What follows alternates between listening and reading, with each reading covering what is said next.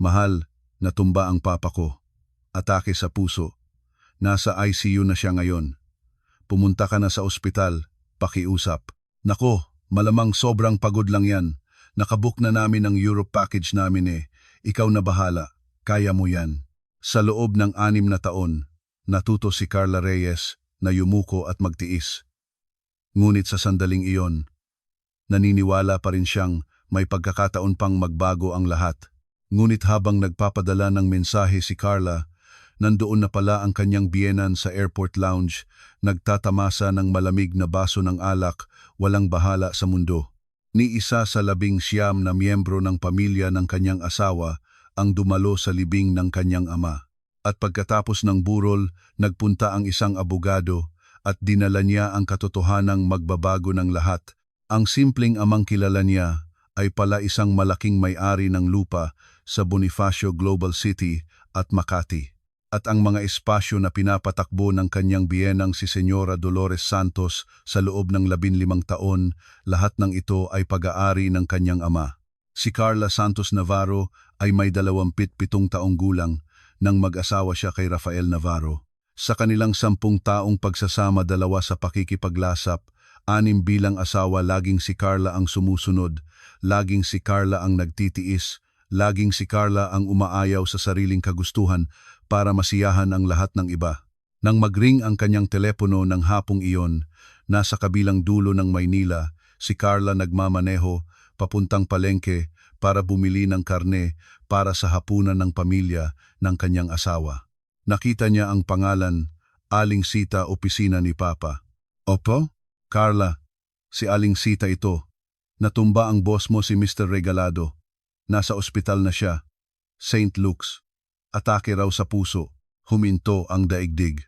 Hindi narinig ni Carla ang sumunod na sinabi ni Aling Sita. Hindi niya naramdaman ang kanyang sarili na huminto sa gilid ng kalsada. Hindi niya namalayan ang mga kotso na dumaan sa kabilang lane. Naramdaman niya lang ang kaba sa kanyang dibdib, mabilis, malakas, parang ibig bumagsak ang kanyang ama.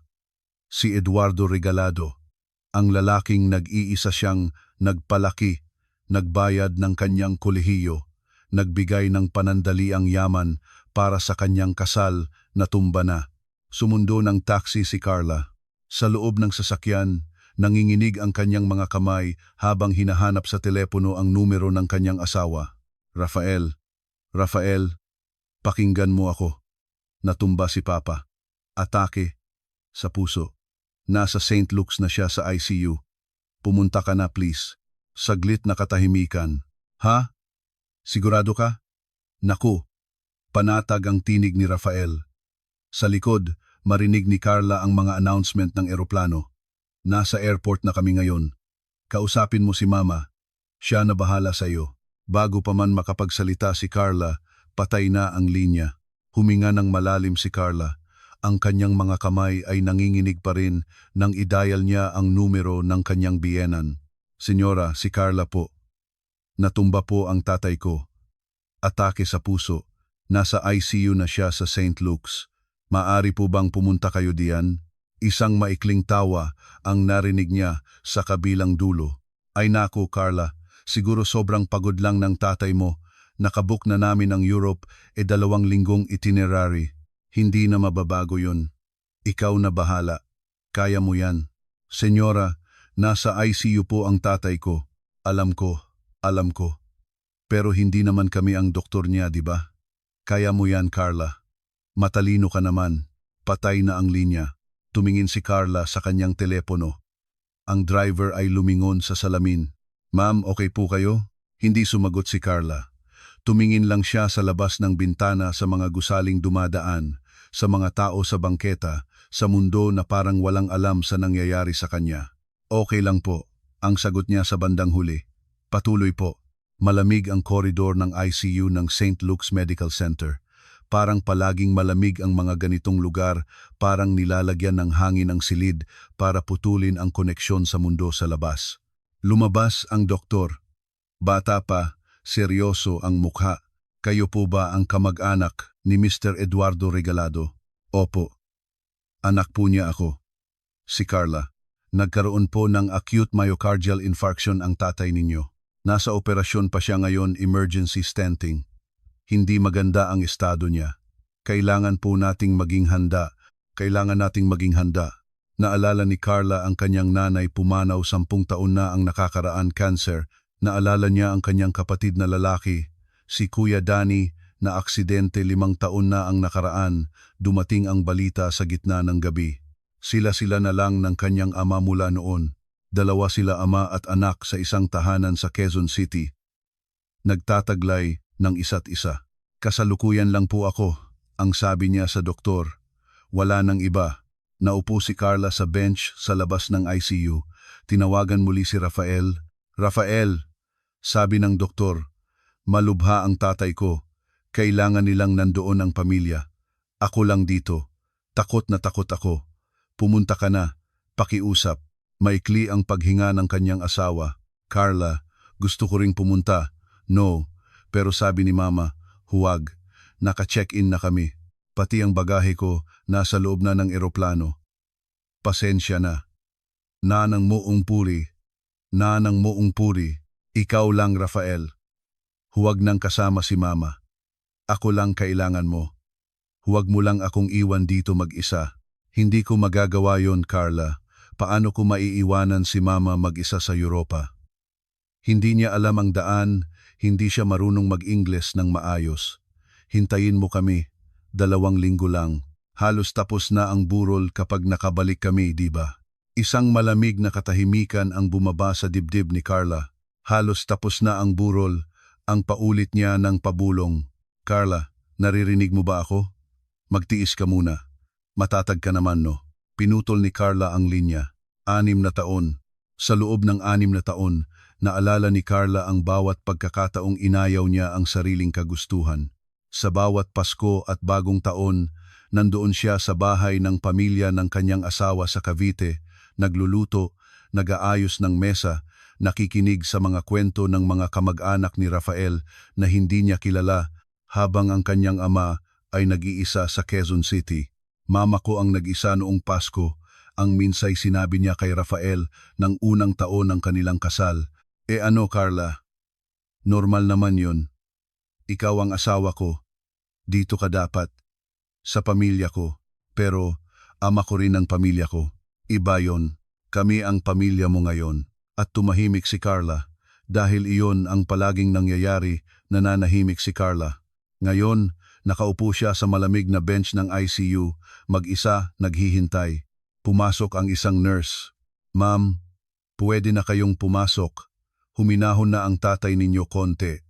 Gusto siyang makita ang pamilya. Tumayo si Carla. Pumasok sa loob ng ICU. Sa likod ng malinis na salamin, nakita niya ang kanyang ama, nakakonekta sa mga tubo, may oxygen mask sa mukha, hiwaga ng makina ang nagpapanatili sa kanya sa mundo. Mukhang napakaliit ni Eduardo Regalado sa loob ng ospital na higaan. Ang lalaking dating matangkad, matibay, palaging may ngiti, nagtitiwala sa mundo ngayon ay parang isang puno na sinalpak ng bagyo. Nilapitan ni Carla ang higaan, hinawakan ang kamay ng kanyang ama, malamig. Papa, ang bulong niya. Nandito na ako, nandito na. Hindi gumalaw ang kanyang ama. Umupo si Carla sa tabi ng higaan at hinawakan ang kamay ng kanyang ama ng buong gabi. Dumating ang 3:00 ng umaga nang lumabas muli ang doktor. Ma'am, nakuha na ng tatay ninyo ang pag-atake. Ngunit hindi matatag ang presyon ng dugo. Handa na po kayong lahat. Pumasok muli si Carla sa ICU. Hawak ang kamay ng kanyang ama na natiling nakaupo. Pinanonood ang mga numero sa monitor na dahan-dahang bumababa. Papa, huwag ka pang umalis. Nandito pa lang ako. Hindi ka pa maaaring umalis. Ngunit ang mga numero ay patuloy na bumaba. Sa loob ng 10 minuto, hindi na kailangang magpaliwanag ng doktor. Niyapos ni Carla ang kamay ng kanyang ama at umiyak nang walang ingay sa pagitan ng mga tugtog ng makina at ng malamig na hangin ng ospital. Ang chapel ng La Funeraria, Paz, sa Quezon City, ay tahimik ng unang gabi. Inilapag ng mga empleyado ang portrait ng kanyang ama sa harapan, isang litrato mula noong nakaraang taon. Nasa background ang punong kasambahay sa Quezon City, saya sa mukha, may ngiti na tila alam niya ang isang lihim na masaya. Naupo si Carla sa harap ng portrait at naghintay. Dumating ang mga empleyado ng kanyang ama. 75 tauhan ng kanyang maliit na negosyo, Regalado Transport Services. Isa-isa nilang nilapitan si Carla, niyakap, nag-alay ng bulaklak. Miss Carla, patawarin ninyo kami. Hindi namin alam kung paano makakatulong. Huwag kayong mag-alala, ang sagot niya. Nandito lang ako. Dumating ang mga katrabaho ng kanyang ama, mga negosyante, mga kasosyo sa transportasyon, mga taong nagsabi sa kanya na ang kanyang ama ay isa sa pinakamapagkakatiwalaang tao sa industriya. Lahat sila ay nagtataka sa iisang tanong, nasaan ang iyong asawa? Sa labas ng bansa. Babalik siya agad-agad. Ang gabi ay lumipas ng dahan-dahan. Ang burol ay tahimik. At si Carla ay nag-iisa. Kinagabihan, nagpadala si Rafael ng mensahe. Carla, nandito kami ngayon sa Rome. Napuntahan namin ang Vatican kanina.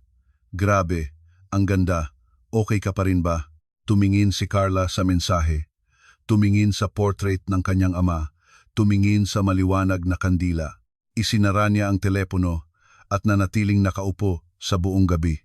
Ikalawang araw ng burol, dumating ang mga dating kaklase ng kanyang ama sa pamantasan ng Santo Tomas. Matanda na, may mga puting buhok, ngunit maalala pa ang mga alaala ng isang batang lalaking naging mabuting kaibigan nila sa mahabang panahon. Carla, ang tatay mo ay tunay na mabuting tao. Palagi siyang nakatulong sa amin. Maraming salamat po. Nasaan na ang iyong asawa? Pangalawang araw na ngayon, ha? Kinagat ni Carla ang kanyang labi. May trabaho siya sa labas. Babalik siya ngayong gabi. Sinungaling siya. Alam niya ito. Ngunit wala siyang ibang masasabi.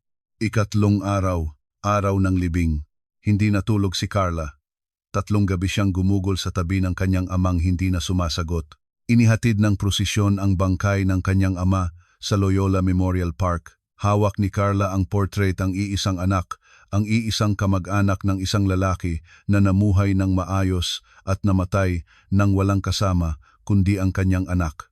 Walang sumama mula sa pamilya ng kanyang asawa. Habang sinusunog ang labi ng kanyang ama, tumingin si Carla sa langit, maulap. Ngunit may bitak kung saan pumapasok ang liwanag. Isa sa mga paboritong uri ng panahon ng kanyang ama.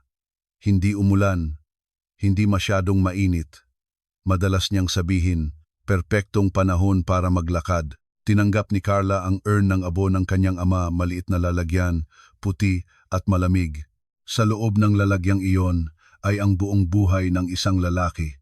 Nang makauwi si Carla sa kanilang bahay, ang bahay na pinagsasaluhan niya ng pamilya ng kanyang asawa, walang tao, walang ilaw, wala. Umupo siya sa sofa. At sa kauna-unahang pagkakataon sa loob ng 3 araw, hindi na siya nagtangkang pigilan ng luha. Umiyak siya ng matagal at nang walang dahilang ihinto ang sarili. Kinagabihan, bumukas ang pintuan. Si Señora Dolores Santos, ang biyena ni Carla, ay pumasok na may 2 malaking maleta, nakasuot ng bagong damit at may ngiti na parang galing sa masayang bakasyon. Sumunod si Rafael, may kamera sa leeg, maliwanag ang mukha. Carla, ay naku, namiss kita. Kamusta ang libing? Hindi sumagot si Carla. Lumabas ng bagahe ang senyora at nagbukas ng isang malaking shopping bag. Heto, bumili ako ng pasalubong sa duty free. Yan para sa iyo, Longchamp bag. Maganda, di ba? Para pampaayon sa hindi kami nakadalo. Nagbago ang mukha ni Carla. Para pampaayon, ang paulit niya. Oo, alam ko, alam ko. Pero wala kaming magagawa sa sitwasyon, Carla. Nakabook na kami. Senyora. Ang tinig ni Carla ay mababa, ngunit nakarinig ng lahat ng nasa silid. Namatay ang aking ama. 2 linggo ko siyang inilibing, nag-iisa. 3 gabi akong gising sa tabi ng kanyang kabaong, walang nakasama sa akin. At ngayon, inaalok ninyo ako ng bag mula sa duty free. Tumigas ang mukha ng senyora. Ano? Nagagalit ka ba sa akin? Hindi po ako nagagalit. Nagtatanong lang ako paano ninyo nagagawa yon, Carla. Lumabas si Rafael sa pagitan nila. Mag-ingat ka sa sinasabi mo kay mama. Nakapagod na siya. At ikaw mag-ingat. Para sa unang pagkakataon sa 6 na taon, hindi huminto ang tinig ni Carla. Hindi siya yumuko. Nakapagod siya? Ako ang nakapagod, Rafael. 3 araw akong nag-iisa sa libing ng aking ama. At alam mo ba kung ano ang sinabi ng mga tao? Tinanong nila kung nasaan ka. Tinanong nila kung nasaan ang pamilya ng asawa ko at wala akong masagot sa kanila. Wala. Carla, 6 na taon, Rafael. 6 na taon akong sumunod sa lahat ng gustong-gusto ng pamilya mo. Hindi ako nakapunta sa tatay ko sa Pasko dahil ayaw ng senyora. Hindi ako nakapunta sa kanya sa araw ng mga puso dahil ayaw ng senyora. Hindi ako nakapunta sa kanya nang ipinagdiriwang niya ang kanyang ika-60 kaarawan dahil ayaw ng senyora. Bumangon ang senyora mula sa sofa. Oo, kinuha ko ang karapatang iyon sa iyo dahil ang asawa ng anak ko ay dapat na nasa piling ng pamilya ng kanyang asawa. Ganoon ang tradisyon. At ang tradisyon ba ay pabayaan ang iyong biyenan mamatay ng mag-isa? Yun din ba ang tradisyon? Namula ang mukha ng senyora. Huwag kang lumaki ang ugali sa akin, Carla. Kapag nasabi ang katotohanan, yun na ang tawag na paglalaki ng ugali. Napansin ko. Kapag naghirap kayo, tinanggap kayo ng tatay ko na walang reklamo. Kapag kailangan kayo ng tulong ng negosyo ninyo, si tatay ang palaging nandoon. Ngunit nang siya ang kailangan namin, Carla. Tinawid ni Rafael ang silid. Sapat na. Humingi ka ng patawad sa mama ko ngayon. Bakit ko hihingiin ng patawad kapag tama ang sinasabi ko? Dahil matanda na si mama at dapat mong igalang siya. Igalang? Tumingin si Carla sa kanyang asawa sa kauna-unahang beses na hindi siya natatakot sa titig na iyon. Ibig sabihin ba ng respeto ay payagan silang lahat na gawin ang gusto nila at hindi kailanman sabihin ang totoo? Ayaw ko ng ganoong uri ng respeto. Rafael, huminga ng malalim ang senyora. Kung hindi ka masaya rito, Carla, walang pumipigil sa iyo. Malaya kang umalis. Maraming ibang babae ang gusto ng aking anak. Naramdaman ni Carla ang iyak na paparating, ngunit hindi ito lumuha. Sa halip, may naramdaman siyang iba, isang kahanga-hangang kalayaan. Maeg. Hihiwalayan kita. Rafael. Namutla si Rafael. Ano? Narinig mo? Hihiwalayan kita. Hindi na kita pakikisamahan pa. Carla, hindi mo iniisip ang sinasabi mo. Nagluluksa ka pa rin. Sa wakas, maayos na ang isip ko. Pumunta si Carla sa kwarto nila. Binuksan ang drawer. Kinuha ang singsing ng kasal. Lumabas siya sa sala. Inilapag ang singsing sa mesa. Magpadala kayo ng mga papeles sa loob ng 1 linggo. Makikiisa ako. Kinuha niya ang kanyang bag. At lumabas ng pintuan. 1 linggo ang lumipas. Tumira si Carla sa bahay ng kanyang ama sa Quezon City, ang maliit na bahay sa Mapagkawanggawa Village, puno ng mga larawan ng pamilya, maalikabok ngayon, ngunit mainit pa rin. Dumating ang mga papeles ng hiwalayan. Pinirmahan ni Rafael ng walang kahit isang mensahe. Pumunta si Carla sa hukuman. Pinirmahan ang mga dokumento nang sabihin ng abogado na, malaya na kayo. Ngumiti si Carla, ngunit ang ngiti ay puno ng lungkot. Lumabas siya sa gusali at naglakad sa maliwanag na kalye ng Makati. Pagdating sa bahay ng kanyang ama, tumayo si Carla sa harap ng pintuan ng silid ng ama. Dahan-dahang binuksan. Lahat ay nasa lugar pa, ang makalumang mesa, ang mga aklat, ang mga damit na nakabitin sa aparador. Sa sulok, may malanding pitaka na kahoy na buhay. Inupo ni Carla ang sarili sa sahig sa tabi ng mesa. Binuksan ang drawer. Sa loob, isang lumang notebook kulay kayumanggi. May tinta ng ballpen sa harap, para kay Carla. Dahan-dahang binuksan. Napuno ang mga pahina ng maingat na sulat kamay ng kanyang ama. Matrikula ni Carla, Universidad ng Pilipinas, Diliman, 450,000. Pera para sa thesis ni Carla, 12,000. Panggastos ng kasal ni Carla, 2,000. Regalo para sa kaarawan ni Carla, ika, 25,000 dalim. Bawat sentimo na ibinigay ng kanyang ama sa kanya, na itala ng maingat. At sa huling pahina, isang mensahe, "Carla, anak ko, alam ko na mahirap ang buhay mo doon. Nakikita ko sa iyong mga mata kapag pumupunta ka na bihira na hindi ka masaya. Pero hindi kita sinabihan ng lahat ng katotohanan dahil ayaw kitang pabigatin. Nagmahal ang Diyos sa iyo, anak. At nagmahal din ang iyong amang ito sa iyo nang higit sa anumang bagay na mayroon siya. Kapag binasa mo ito, nandoon ka na sa tamang lugar. Handa ka na, mahal kita. Papa." Ang notebook ay nahulog sa sahig habang ang kamay ni Carla ay nanginginig ng labis. Saka siya umiyak malalim. Mula sa bituka ang uri ng iyak na hindi maaring pigilan. "Papa, patawad. Hindi ako nakapagsabi ng sapat na beses na mahal kita." Kinabukasan, 2:00 ng hapon, tumunog ang doorbell. Sa pintuan, isang lalaking nasa kalagitnaan ng katandaan, espesyal ang suot, seryoso ang mukha. "Miss Regalado po?" "Si Carla Regalado?" "Miss Regalado po?" "Opo." "Sino po kayo?" "Ako po si Attorney Marcos Salcedo, mula sa Salcedo, Bautista Law Office. Isinugo po ako ni Mr. Eduardo Regalado, ang tatay ninyo, para sa pagpapatupad ng kanyang huling habilin." Huminto ang puso ni Carla. "Huling habilin?" "Opo." "Maaari po bang pumasok ako?" Sa sala, nagbukas si Attorney Salcedo ng makapal na sobre. "Bago ko ipakita ang mga dokumento, may sulat po para sa inyo mula sa inyong ama." Ginawa ng abogado ang pagbibigay ng sulat na may letrang nakasulat ng kamay ng kanyang ama. Nanginig ang mga kamay ni Carla habang binubuksan ang sobre. "Carla ko, kung nababasa mo ito, wala na ako sa tabi mo. Patawad sa hindi ko sinabi bago pa man lumayo ang aking katawan. Mayroon akong lihim na tinataglay ko sa loob ng 20 taon. Hindi ko ito sinabi sa iyo hindi dahil hindi kita pinagkakatiwalaan, kundi dahil ayaw kong mapanganib ang iyong kaligtasan. Ang Regalado Transport Services, ang maliit kong kumpanya, na lagi mong nakikita, hindi iyon ang lahat. Sa loob ng 20 taon, dahan-dahan akong namuhunan sa lupa, mga gusali sa Bonifacio Global City at sa Makati. 5 kang gusaling komersyal na pag-aari mo ngayon, Carla, at ang 65% ng Regalado Transport Services ang mga bahagi ng kumpanya para din sa iyo. Ang lahat ng ito ay inipon ko para sa isang layunin lamang, para mapagaan ang iyong buhay kapag hindi na ako nandoon, upang hindi ka na muling kailangang lumuhod sa sinuman para sa kahit ano.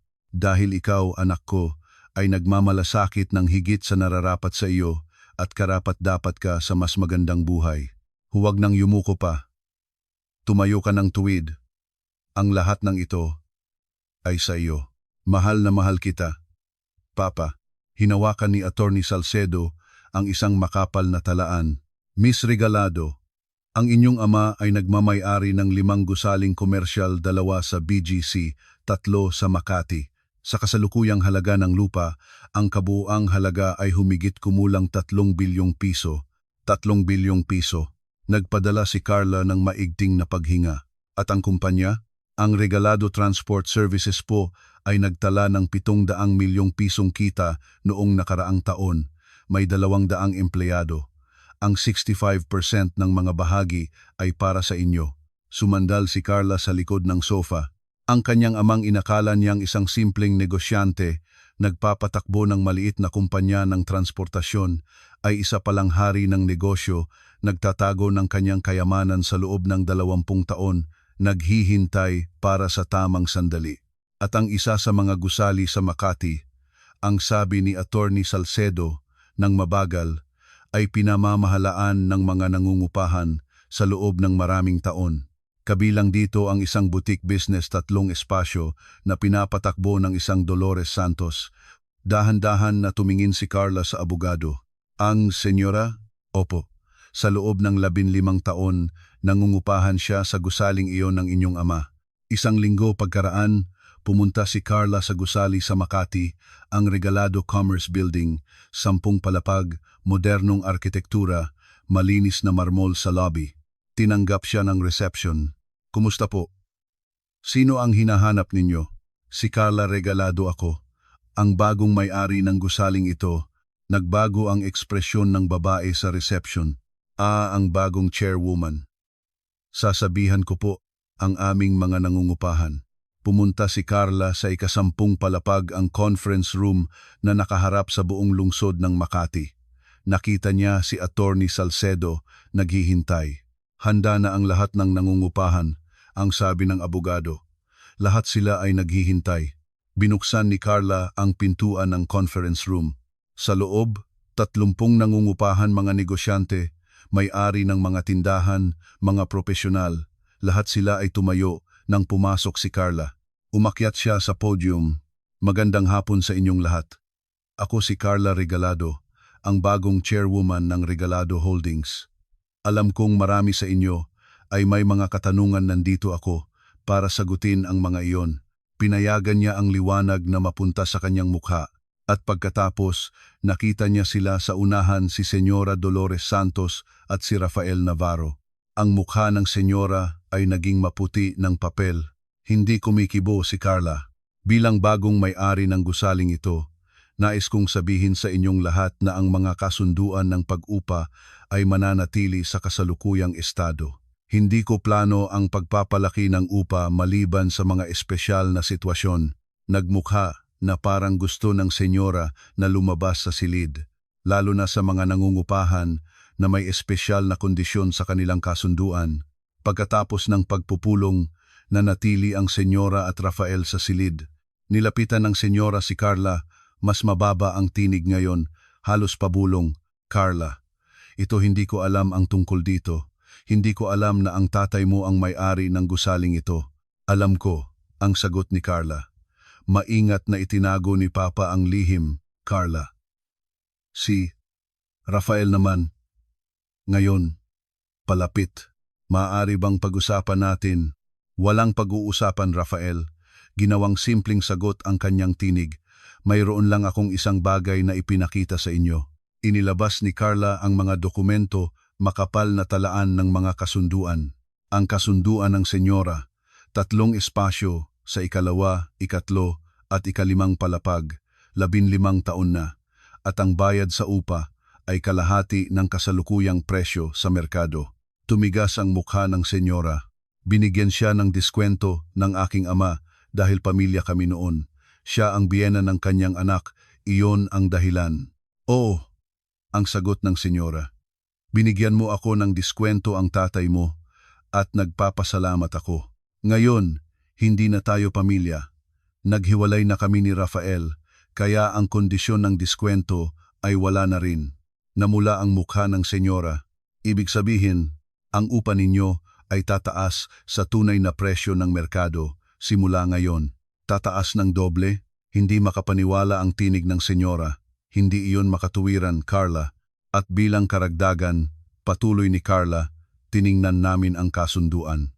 May nakasulat na espesyal na kondisyon diskwento batay sa pagpapanatili ng relasyong pamilya. Dahil wala na ang relasyong iyon, ang kasunduan ay nagsasabing ang lahat ng naipong diskwento sa loob ng 15 taon ay maaaring mabawi. Lumapit si Attorney Salcedo. Sa kalkulasyon namin, ang kabuang halaga ng diskwento sa loob ng 15 taon ay 13 milyon. Nagbago ang kulay ng mukha ng senyora mula sa pula, naging puti at 17 milyon. Ang ulit ni Rafael ng pabulong. Iyan ang numero po, ang sabi ni Attorney Salcedo. 1 linggo pagkaraan, nagkakaroon ng malalaking problema. Pumasok si Attorney Salcedo sa opisina ni Carla nang may nakabukang laptop. Chairwoman, may problema. Ang senyora ay nagpapakalat ng maling impormasyon sa ibang mga nangungupahan, nagsasabi na taataasan mo ang upa ng lahat. Tumingin si Carla sa screen. 20 pirma sa isang hinaing, panliligalig ng may-ari ng gusali. Maayos lang. Tumayo si Carla. Mag-imbita ng emergency na pagpupulong bukas ng umaga. Kinabukasan, puno ang conference room ng mga nangungupahan na balisa, nagtatanong. Tumayo si Carla sa podium. Nagpunta kayo rito dahil may nakarinig na magtataas ako ng upa. Hindi iyon totoo. Nais kong ipakita sa inyong lahat ang katotohanan.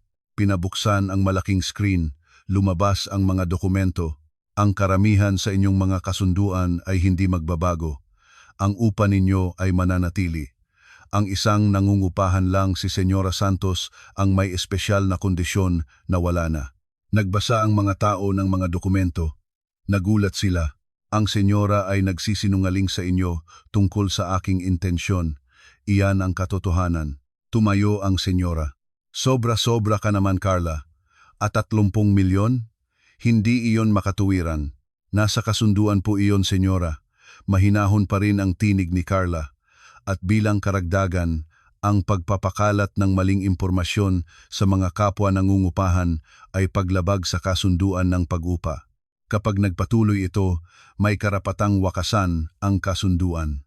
Namutla ang senyora. Pagkatapos ng pagpupulong, marami sa mga nangungupahan ang lumapit kay Carla. Pasensya na, Chairwoman. Nalinlang kami. Walang problema po. Ngunit hindi pa tapos ang lahat. Nang gabing iyon, lumabas ang balita sa isang sikat na pahayagan online. Bagong may-ari ng gusali sa Makati, sinisisi ng biyenan para sa pag-aabuso pinaalis at hinihingi ang 1130M mula sa dating pamilya. Sa umaga, puno ng mga reporter ang harapan ng Regalado Commerce Building. Chairwoman Regalado, totoo bang hinihingi ninyo ang 11 milyon mula sa dating biyenan ninyo? Ito ba ay paghihiganti? Hindi sumagot si Carla. Pumasok siya sa gusali. Dinirekta ng mga guwardiya, papalayo ang mga reporter. Sa itaas, pumasok si Rosario de los Santos, ang punong sekretarya ng kumpanya, naglilingkod sa kanyang ama sa loob ng 20 taon. Chairwoman, kailangan nating tumugon sa media. Oo. Nag-isip si Carla ng ilang sandali. Ipakita natin sa media ang kasunduan ang buong nilalaman. Hayaan nating ang mga dokumento ang magsalita.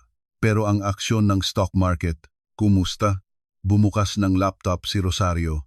Ang Regalado Transport ay nakalista sa stock market. Bumaba ito ng 12% bukas ng umaga. Mabigat na balita. Ngunit hindi nagpanik si Carla. Huwag nating hayaang ang ingay ang magpapatakbo ng desisyon natin. Ihanda ang mga dokumento para sa press release at makipag-ugnayan sa ating mga mamumuhunan, personal na pagkausapin. Opo, kinabukasan, isang kamangha-manghang bagay ang nangyari. Nagpalabas ng pahayag ang 3 sa 10 pinakamalaking kumpanya sa bansa kasosyo ng kanyang ama sa loob ng maraming taon. Si Eduardo Regalado ay isa sa pinaka-iginagalang na negosyanteng kilala namin. Ang kanyang anak, si Carla Regalado, ay may kakayahan at integridad.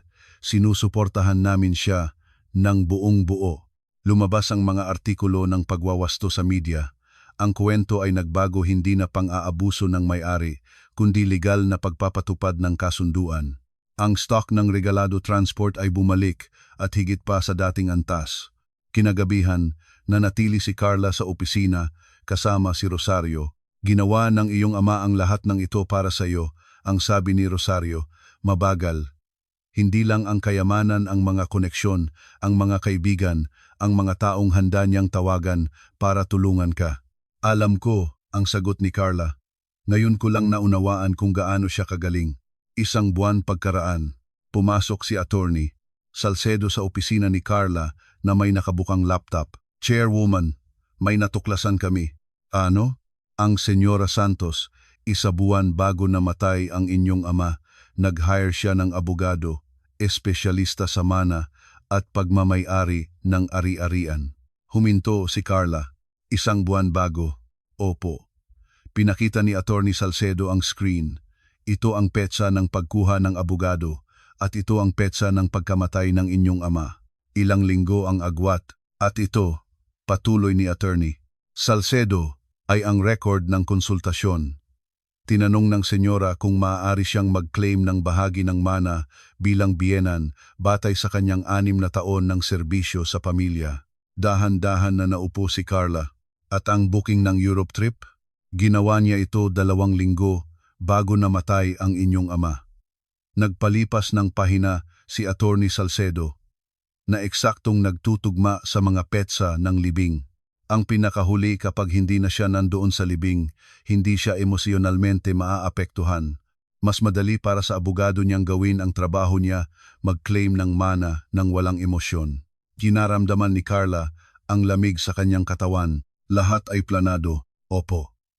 At higit pa rito tinukoy namin kung saan napunta ang pera na nakatipid sa upa sa loob ng 15 taon.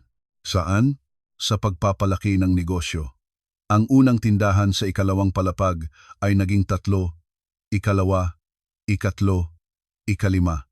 Lahat gamit ang pera na nakatipid sa upa ng inyong ama. Tumingin si Carla sa labas ng bintana. Ang pera ng aking ama ang nagpalaki ng negosyo niya. At si Papa ay wala ni kamalayan dito. Tama.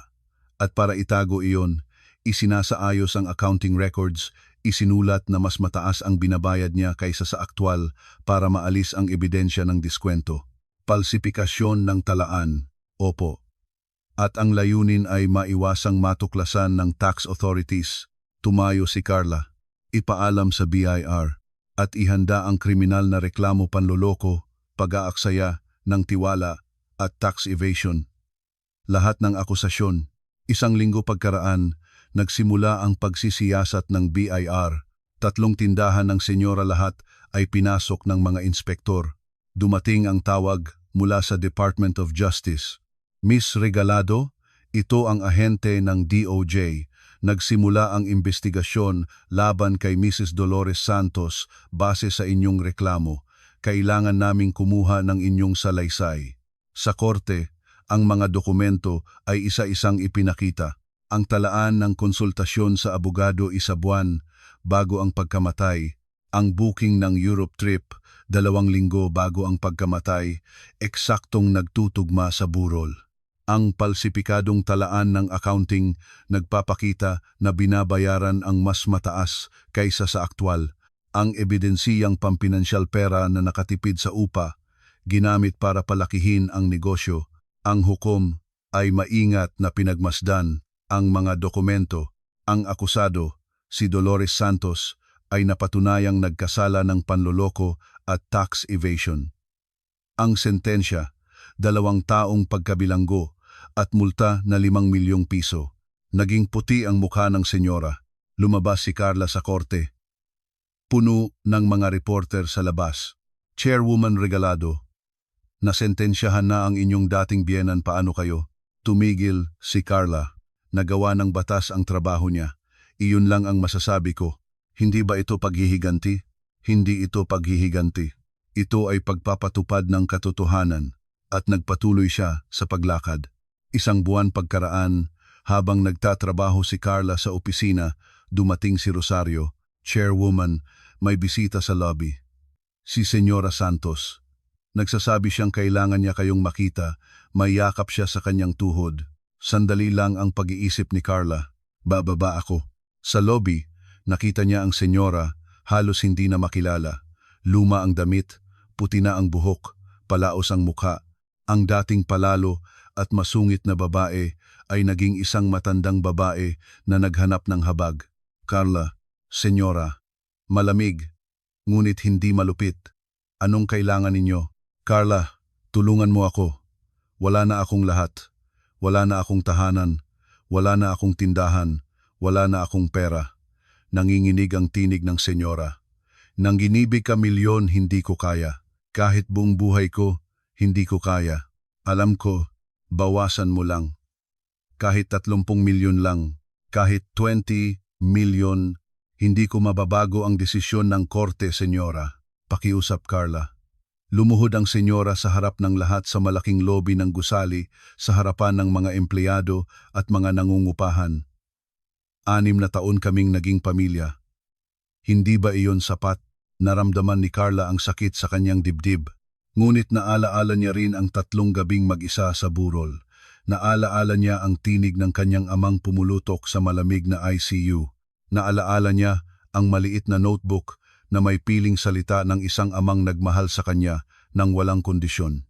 Senyora, ang sabi niya nang mabagal, naalala po ba ninyo ang sinabi ninyo nang tumawag ako noong nasa ICU ang tatay ko? Sinabi ninyong malamang sobrang pagod lang siya, na ikaw na bahala. Naaalala po ba ninyo yun? Hindi sumagot ang senyora. At ang Europa, nag-book kayo ng 1 buwan bago namatay ang tatay ko, na eksaktong nagtutugma sa burol niya. Sinasabi ba ninyong wala kayong kinalaman dito? Tumigil ang senyora sa pag-iyak. Senyora, ang aking ama ay nagbigay sa inyo ng 15 taon ng biyaya kalahating presyo ng upa. Ginamit ninyo iyon para palakihin ang negosyo ninyo sa loob ng kanyang sariling gusali. At nang siya ay nasa bingit ng kamatayan, wala kayo. Nang tinapos ng Diyos ang kanyang buhay, wala kayo. 3 araw na nag-iisa ako. Nag-iisa. Naiiyak na si Carla ngayon, ngunit hindi ito luha ng kahinaan. Iyon ang itinuturing ba ninyong pagiging pamilya? Nagkamali ako, ang bulong ng senyora. Naiintindihan ko na ngayon. Huli na ang sagot ni Carla at tumingin siya sa guwardiya. Samahan ninyo siya palabas. At itala sa reception na hindi na siya pinapayagang pumasok. Opo, Chairwoman. Habang dinala ang senyora palabas, sumigaw siya. Magiging pagsisisihan mo ito, Carla. Magdadala ka ng kasalanan nito sa buong buhay mo. Pumasok si Carla sa elevator. Nang magsara ang pintuan, dahan-dahang huminga siya. Akyat sa ika-10 palapag, lumabas sa elevator. Umupo sa kanyang mesa. Tumingin sa labas sa malawak na skyline ng Makati. Mayroon siyang naramdamang sakit, ngunit walang pagsisisi. Kinabukasan, pumunta si Carla sa Loyola Memorial Park. Sa harap ng urn ng abo ng kanyang ama, naglapag siya ng bulaklak, mga puting rose, paboritong bulaklak ng kanyang ama. Papa, nagsalita siya ng pabulong sa hangin, sa liwanag ng umaga, sa tahimik na lugar na ito na pinili ng kanyang ama para sa kanyang pahingahan. Tapos na lahat. Nagawa ko na ang lahat ng dapat gawin. Ang mga taong nagsaktan sa iyo, nakita nila ang katotohanan. Humihip ang hangin, gumalaw ang mga bulaklak, at ipinangako ko sa iyo, paunahin ang aming mga empleyado. Paunahin ang mga nangungupahan. Palakihin ang negosyo na iyong itinayo, at mamuhay nang may dignidad ang uri ng buhay na palagi mong pinangarap para sa akin. Naramdaman ni Carla ang mainit na liwanag ng araw sa kanyang mukha. Salamat, Papa, sa lahat ng iyong ginawa, sa lahat ng iniingatan mo kahit hindi mo sinasabi. Mahal kita. Lumabas siya ng Memorial Park. Sa labas, maliwanag ang langit. Mainit ang araw ng Maynila, hindi masyadong init, hindi masyadong malamig. Ang uri ng araw na nagpapaalala sa kanya ng mga hapon ng pagkabata, nang hatid siya ng kanyang ama sa parke at sabihing, Carla, ang buhay ay magiging mahirap, ngunit palagi kang tatayo. Sumakay siya sa kotse. Binuksan ang telepono. 2 mensahe mula kay Rosario. Chairwoman, handa na ang agenda para sa board meeting bukas at may bagong proposal para sa Expansion Logistics Hub sa Cebu at Davao. Ngumiti si Carla. Sa opisina, binuksan niya ang mga dokumento ng bagong plano, logistics expansion sa Visayas at Mindanao, bagong investment sa sustainable transport, programa para sa mga empleyado, scholarship para sa kanilang mga anak. Pumasok si Rosario. Chairwoman, paano po ang mga planong ito? Ituloy natin. Lahat ng ito. Malaki po ang puhunan. Inilatag na ni Papa ang pundasyon. Ngayon, kailangan ko itong palakihin. Tumingin si Carla sa kanyang sekretarya. Rosario, kung nakikita ni Papa ang ginagawa natin ngayon, iniisip ko na proud siya. Bahagyang ngumiti si Rosario. Sigurado po akong proud siya, Chairwoman. Gabing iyon, nag-iisa sa opisina. Tumingin si Carla sa mga ilaw ng Makati, ang libu-libong liwanag na kumikinang sa dilim, ang lungsod na hindi natutulog, ang mundo na palaging may nangyayari. Nag-isip siya tungkol sa 6 na taon. 6 na taon ng pagsunod, ng pagtitiis, ng pag-aalay ng sarili para sa kapayapaan ng lahat ng iba. 6 na taon ng pakiramdam na ang kanyang sariling buhay ay nasa kamay ng iba. At ngayon, siya ay nasa ika-10 palapag ng gusali ng kanyang ama. Siya ang nagtatanggap ng mga ulat ng kanyang sariling kumpanya. Siya ang nagdedesisyon kung saan pupunta ang kanilang kinabukasan. Ang nagsimula bilang isang kabataang luha-luha sa labas ng ICU ay naging isang babae na tumitindig para sa sarili at para sa alaala ng lalaking nagmahal sa kanya ng walang kondisyon. Suminag ang telepono. Si Attorney Salcedo, Chairwoman, nagbago ang desisyon ng Senyora Santos, hindi na siya mag-aapela. Pumayag siyang bayaran ang i-50 milyon sa buwanang installment. Tinatanggap ko ang plano ng installment sa kondisyon na kahit isang buwang late payment, agad na mag-a-apply ng forced collection. Naiintindihan po. Ipaabot ko sa kanila. Isinara ni Carla ang telepono. Tumingin muli sa mga ilaw ng lungsod.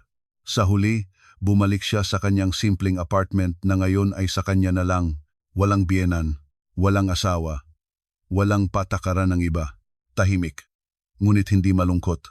Naligo, humiga, tumingin sa kisame. Papa, matutulog na ako, ang bulong niya. Bukas, marami pa akong gagawin. Isinara niya ang kanyang mga mata at ngumiti. Dahil sa unang pagkakataon sa loob ng maraming taon masaya siya, hindi ang masaya na kailangan mong ipagpumilit o itago. Ang tunay, malalim, at payapang kaligayahan ng isang tao na nakakaalam kung sino siya at kung saan siya pupunta. Ang kwentong ito ay hindi lamang tungkol sa kayamanan o sa katuwiran. Ito ay tungkol sa mga relasyong tinatawag nating pamilya, ngunit ginagamit para kontrolin, para supilin, para iluha ang dignidad ng isa. Ito ay tungkol sa mga biyenan na humihingi ng lahat, ngunit hindi handang ibigay ang kahit ano, kahit presensya, kahit malasakit, sa sandaling ito ang kailangan. Ito ay tungkol sa mga ama na hindi nagsalita ng marami, ngunit ginawa ang lahat para sa kanilang mga anak. At higit sa lahat ito ay tungkol sa pagpili. Sa pagpili na tumayo. Sa pagpili na huwag nang yumuko pa. Sa pagpili na mabuhay ng may dignidad. Kung mayroon kang pagmamahal sa iyo ngayon, isang ama, isang ina, isang kaibigan, isang kamag-anak, huwag hayaang lumipas ang araw nang hindi mo sinasabi. At kung mayroon kang mga taong tumatawag sa kanilang sarili na pamilya, ngunit ginagamit ang salitang iyon para saktan ka, alalahanin mo ang kwento ni Carla at alalahanin mo ang pagpili na ginawa niya. Hindi ang buhay ay isang pagkakataon para sa pagsisikap para sa iba. Ang buhay ay isang pagkakataon para mabuhay ng tuwid, ng may dignidad, ng may pagmamahal,